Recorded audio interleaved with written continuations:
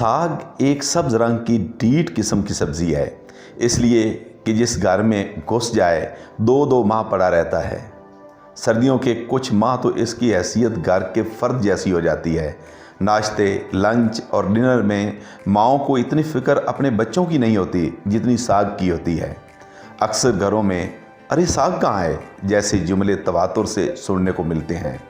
सो यूँ कहा जाए कि साग और रोज़े साल में एक महीना हर मुसलमान मर्द औरत पर फ़र्ज़ हैं तो गलत ना होगा। साइंसी एतबार से देखा जाए तो साग में कैल्शियम, पोटाशियम, फौलाद और फास्फोरस काफ़ी मिकदार में मौजूद होते हैं। अक्सर क़दामत पसंद घरों में इतने बर्तन भी नहीं जितनी किस्मों का वहाँ साग बना होता है। सर्दियों में अक्सर फ्रिज खोलें तो आलू साग, कीमा साग, मेथी साग और इसी तरह के कुछ और तरह के सागों से फ्रिज सागो साग हुआ होता है। साग को चाहे 5 मिनट पकाओ चाहे 5 घंटे, ये रंग नहीं बदलता।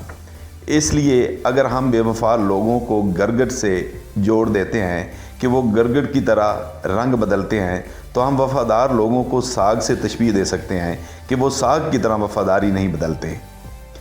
अगर इसके कुछ और कलर्स मार्केट में लॉन्च कर दिए जाएं तो ये एक अच्छी सब्ज़ी साबित हो सकता है, क्योंकि इस तरह एक ही रंग से उकताए हुए लोग भी दोबारा इसकी तरफ माइल हो सकते हैं। साग से मुताल्लिक औरतें इतनी इमोशनल होती हैं कि अगर आप अम्मी के सामने साग की बुराई कर दें तो वो भी रो सकती हैं। फ़ी ज़माना अगर कोई ये कहे कि उसने कभी साग नहीं खाया तो या तो वो झूठ बोल रहा है या फिर उसके रिश्तेदार पंजाब में नहीं रहते। पंजाब के तारीख़ी ज़िला जंग के मौलवी, चूड़ियाँ और साग पूरी दुनिया में मशहूर हैं।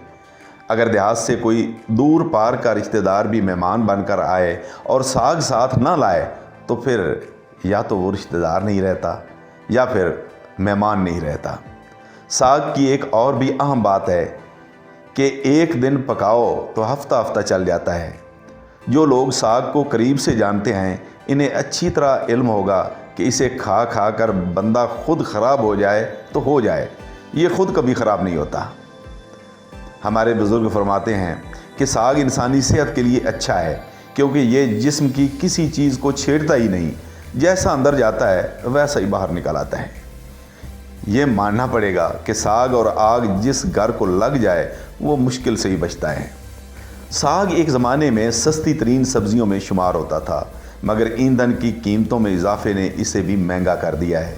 लेकिन फिर भी इसे लकड़ी ना मिले तो थापियों पर पकाया जा सकता है। अल्लाह करे ये इमरान खान की नज़रों से ओझल रहे। अगर खान साहब ने आवाम की इस मुश्किल का एहसास करते हुए इसका नोटिस ले लिया तो फिर इसे थापियों की बजाय ख्यालों पर पकाना पड़ेगा। साग के मुतालिक तारीख़ ऐसे ही खामोश है जैसे हम हर रोज़ सामने साग को देखकर खामोश हो जाते हैं। लेकिन अगर बात पाकिस्तान की हो तो इसके झंडे और साग में काफ़ी मासलत पाई जाती है। यूँ लगता है झंडे का डिज़ाइन बनाने वाला उस वक्त साग खा रहा था, इसलिए इसे हू बहू साग का रंग दे दिया। और शायद साग में कुछ मक्खन भी मौजूद था, इसलिए इसमें थोड़ा सा सफ़ेद रंग का भी इजाफ़ा कर दिया। वो तो शुक्र है हफीज़ जालिंदरी साहब के साथ कुछ ऐसा नहीं हुआ था, वरना कौमी तराना में साग सरज़मीन शाद बाद हो जाता।